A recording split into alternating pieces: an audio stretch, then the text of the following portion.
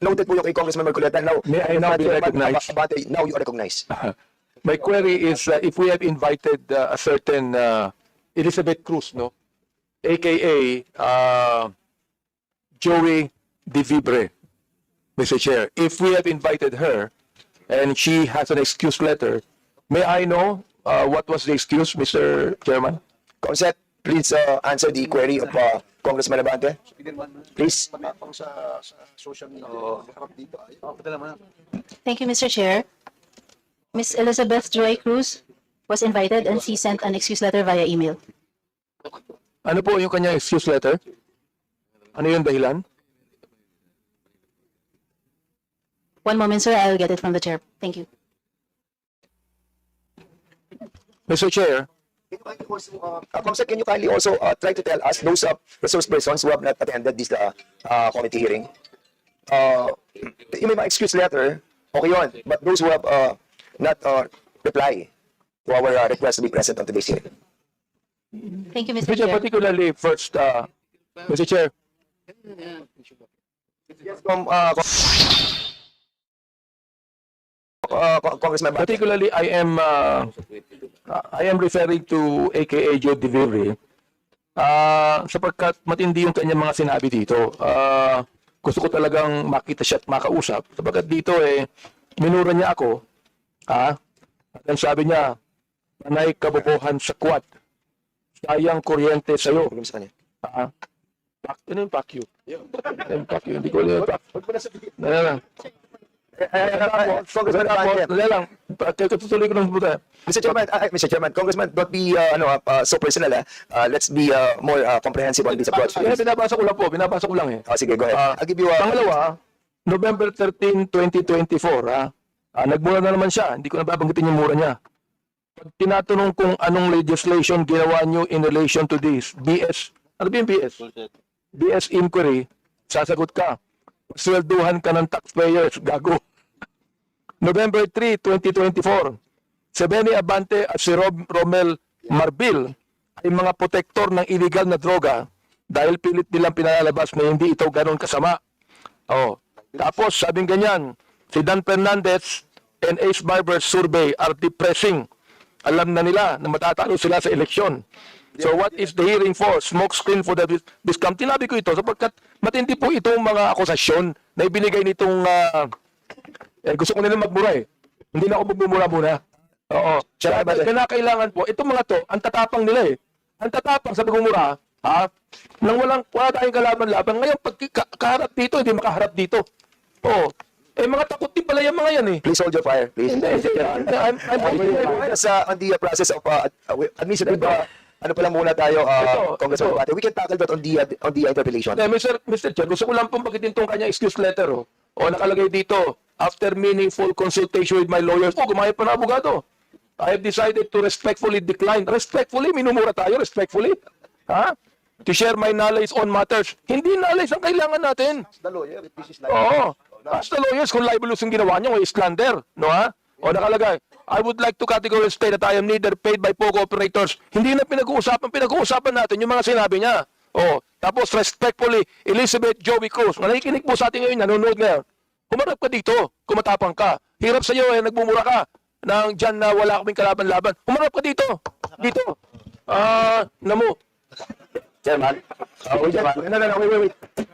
Quiet, Chairman. Please observe, refrain from laughing or whatever expression you wanted to, please observe decency and, of course, Chair, I move that we strike out.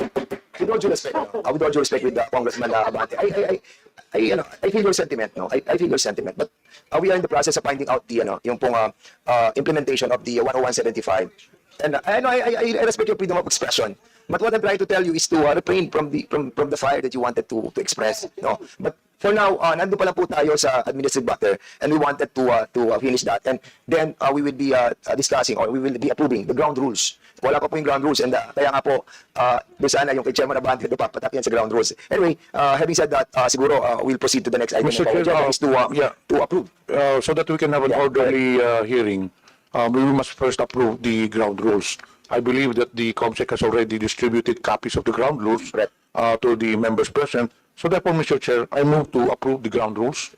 Yes, there's a motion to approve the ground rules. And I believe that the members of this committee have already received the yung pong ground rules natin, and you have already read it. So siguro I need a second motion for this. Any second motion? Mr. During seconded. Any objection?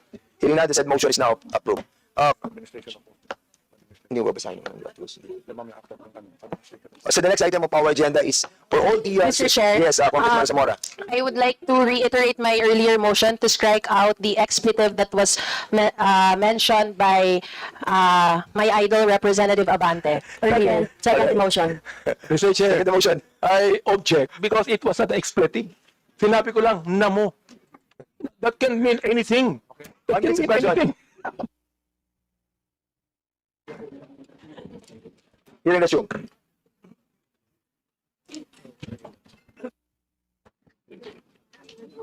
If that is the...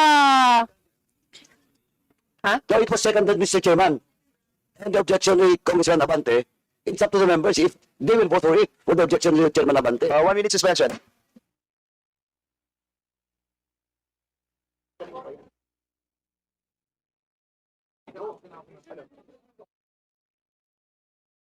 Okay na.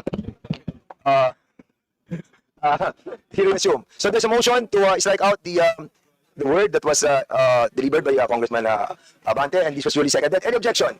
Hearing none, that motion is approved. Mr. Chair, I would like to manifest na because it was a motion made by she's just like a daughter to me because her father is a very good friend of mine. So I would like to withdraw my objection, although it is not actually an expletive. Yeah. But I'm withdrawing it for the sake of the motion, Mr. Chair. So the next item of our agenda is the administering the oath of the resource persons. Those who have been invited to attend this committee hearing, please stand up, and the COMSEC is hereby directed to administer the oath of the resource persons.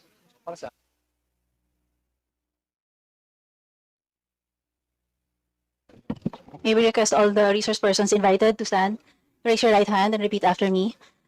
Do you swear to tell the truth, the whole truth, and nothing but the truth in this inquiry? Thank you. Please take your seat.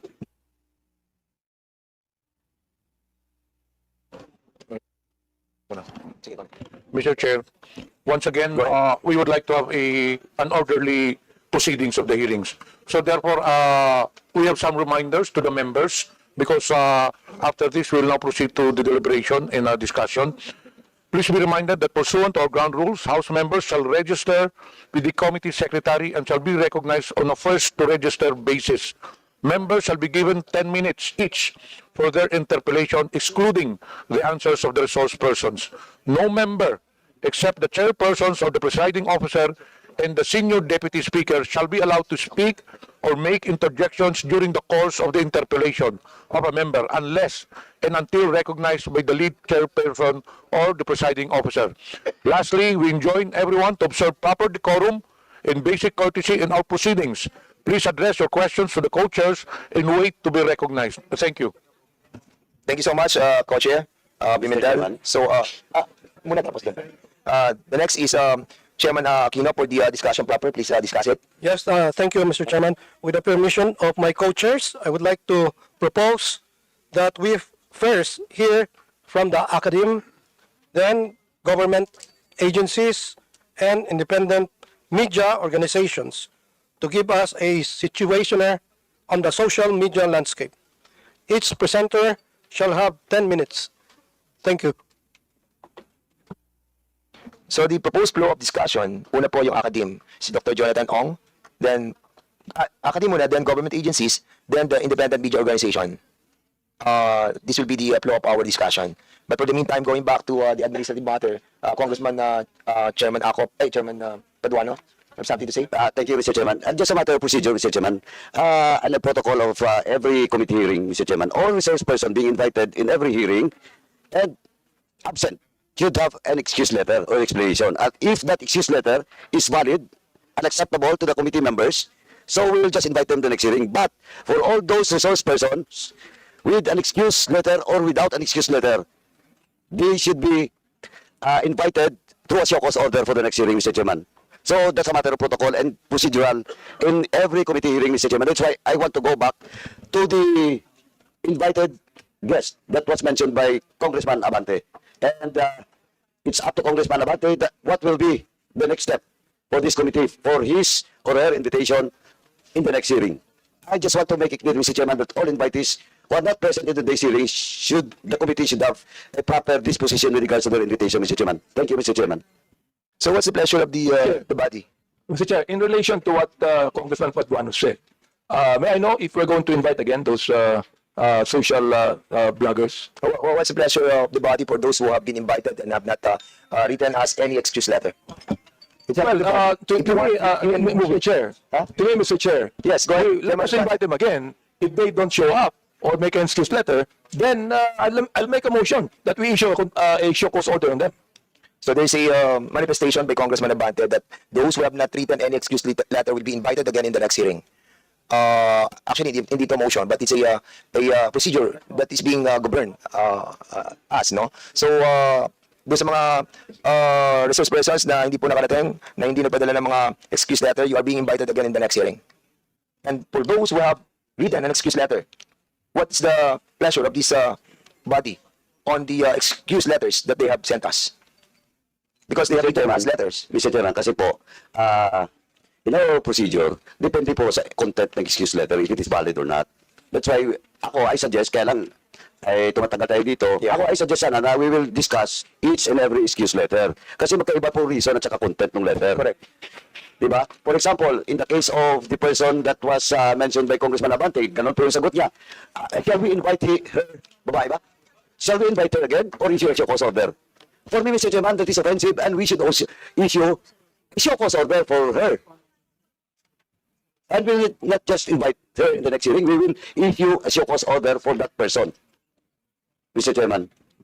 According sa, okay, thank you so much for that, Congressman Paduano. According sa Section 9 of our rules, witnesses have been granted more than two postponements of appearance before the committee without justifiable cause. So we can issue a show cause order because wala silang justifiable reason. Mr. Chairman, Yes, Congressman Ako, please. we must distinguish the resource person who was invited but did not offer any excuse from the resource person who was invited but came up with a letter excuse. So why should we treat them the same? According to our protocols, as we have done in the previous committee hearings, those invited persons who did not offer any excuse, the next order is for them, for the committee to issue a show cause order to explain why.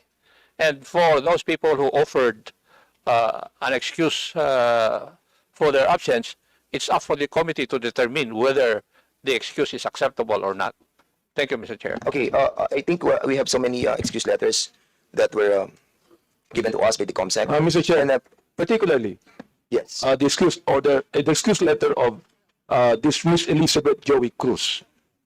She said, I know that the time of the committee is precious and I am coming from deep concern on prudent utilization of public resources. Mr. Chair, this is contemptible. This is not respecting this committee. How dare she would say the prudent utilization of public resources? I therefore make a motion, Mr. Chair, that we issue a show cause order on this Elizabeth Joey Cruz. I move therefore, Mr. Chair. So there's a motion to issue a show cause order to that resource person. What's the name? Elizabeth Cruz. And there was a second motion. Any objection? Hearing that, the said motion is now approved. Yun po yung merong excuse letter. And there's still a lot. Like, for example, yung kay Sean Wayne, kay Maui Spencer, kay Ethel Garcia. But you have to read the content of their excuse letter. Like, for example, one of these, you want to move on this, or you want to discuss this on a later part of the discussion? Or you want to have an omnibus motion with all of this, But there are excuse letters which are valid. Like, for example, this personality, nasa Singapore siya. So, katulad nito, out of the country, si Maui Spencer, for not being there in our country yet. Nasa Singapore siya for vacation. So, I think, excuse yung kanyang, yung Attorney Abiles, sige. After having discussion with my lawyer, isa-isa na natin to kung gusto nyo. Okay, after having discussion with my lawyers, I regret to inform you that I won't be attending the hearing today because the objective of the hearing is an attempt to curtail the people's right to expression. So what, kay June Abines, With that excuse letter, Mr. Chairman, I found it not valid and I move to issue a show cause order for that June Abinas, Mr. okay, Chairman. Mr. Chairman, issue a show cause order to this resource person. Any second motion? Second. There's a second motion. Any objection? Hearing none, the said motion is now approved. You know, Mr. Chair, if I may, Go ahead. you know, Mr. Chair, para lang doon sa mga nanonood, no, ito pong hearing na ito ay hindi para kitilin o isuppress yung freedom of speech nila. Wala ho kaming ganong layunin. Ang layunin po natin dito ay gawa ng polisiya ang paggamit ng social media platforms. Dapat po meron tayong disiplina, meron tayong code of conduct, meron tayong ethics sa paggamit nitong social media. Hindi yung pagbukas mo ng social media, magmumura ka. Meron dyan, nagso-social media, nagbablog, walang ginawa araw-araw kundi manawagan ng kaguluhan sa ating bansa, nananawagan ng people power, nananawagan ng kudeta. Yung ba ay tama, Mr. Chair? Ang punto lang natin dito is magkaroon tayo ng ganitong ng regulasyon o regulatory policy para kagaya po ng mga broadcasters, meron po silang KBP. Kagaya po ng mga manunulat sa dyaryo, meron po silang NUJP. They're all bound by rules and regulations. But in this social media, the use of social media platforms, unfortunately, wala po tayong ganyan sa ngayon. At hindi po pwede na gawin pong rason ng mga yan na meron tayong freedom, na kine-curtail natin yung freedom of speech nila. Huwag niyo pong lokohin ang taong bayan. Wala hong curtailment o suppression ng freedom of speech dito. Kaya nga kayo inimbita rito eh. Diba? Kaya kayo inimbita dito para makapagpahayag din kayo. Hindi po ba yan ay tamang freedom of expression? Ba't ngayon nagpapadala kayo ng mga sulat na hindi kayo pwede kasi hindi kayo naniniwala sa layunin ng pagdinig na ito? Wag po kayo magtago sa mga ganyan. Ang tatapang nyo, sabi nga ni Congressman Abante, in the advent of social media, suddenly Filipinos become political analysts. They become journalists. They become experts. We need your wisdom. Diba? Kayo, ang gagaling nyo magtuligsa eh. Dito nyo gawin para nang sa ganun, makagawa tayo ng isang polisiya na hindi po maabuso ito. Ngayon, nandiyan kayo sa social media. Kung mag-retire kayo, hindi na kayo nagbablog. Paano kaya yung mga susunod na mga vloggers? Yun lamang po ang layunin natin dito. Kaya huwag kayong magdahilan na hindi kayo nagpupunta rito dahil hindi kayo pupunta rito kasi hindi kayo naniniwala sa layunin ng investigasyon na ito. We want to craft a policy, a remedial legislation so that there will be discipline and code of ethics in the practice and use of our social media platform, Mr. Chair. Thank you. 7 na lang naman pala to. So tapusin na natin, maikli na lang to. Ito may excuse letter din si Mark Anthony de la Cruz Lopez. I was supposed to stand in front of this committee today in what has been asserted as inquiry on fake news peddlers, narco-bloggers, and Pogo-funded bloggers in aid of legislation. I would have loved to really open up and tell you my story on how I evolved from being an ordinary citizen. Mahaba po siya, mga 5 pages siya. Pero tinitingnan ko po, using Mr. Fernandez and Barbers, I reiterate that I am a citizen of the Republic and I actually understand that the premise of your so-called inquiry is without basis, nor cannot understand on solid legal ground. I therefore invoke my rights as provided for in the Constitution and decline your invitation. So, mahaba po yung kanyang letter and I cannot understand fully, but this is the content of the letter. So, what's the pleasure of the body? Mr. Chairman, once again, the letter sent to this committee is not valid. I move to issue a cause order for that invited guest. Okay, there's a motion to issue a cause order to Mr. Mark Anthony Lopez. Any second motion? Second. Any objection? Hearing none? Yes, the said motion is now approved. Okay, ito naman galing kay Atty. Trixie Angeles. I respectfully decline this invitation as I question the legality of the inquiry as well as the proposed legislation for being violative of the constitutional guarantee of free speech. Is she a lawyer? Is she a lawyer? Yes, Atty. Trixie. Lawyer. I think, attorney. So what's the pleasure of the body? Mr. Chairman, I might have two motions, Mr. Chairman. First motion, Mr. Chairman, is to issue a show cause order to Attorney what? Trixie Angeles. Attorney Angeles. Show cause din yan. That is my first motion, Mr. Chairman. Okay, about the Second motion. Duly seconded. Any objection? Hearing none, the said motion is now approved. My second motion, Mr. Chairman, is for the legal department of this House to study if ever there is a violation because he is an officer of the court. And he should respect the constitutional duty of Congress. And question of legality, Mr. Chairman, I respectfully move that we will consult the legal department of this House for a possible disbarment case against Attorney Trixie Angeles po. So move, Mr. Chairman. The secretary by directed. Oh, no, it's a motion. So there's a motion. Second. Wait. Your motion is to ask the legal The department. legal department for a possible disbursement case against Attorney Trixie Angeles. So there's a motion cited by Congressman Paduano. Any second the motion? Duly seconded. Any objection? Hearing none, the said motion is now approved. About Richard Mata, thank you for your invitation. I just received this yesterday, just a day before the event. I consulted my lawyer and was advised not to attend. The late invitation plus the unclear purpose of the event, we support the freedom of speech. So, what's the pleasure of this body? The same thing with the others, Mr. Chair. I would like to make a motion I think to we have a three. issue Coach Choco's order.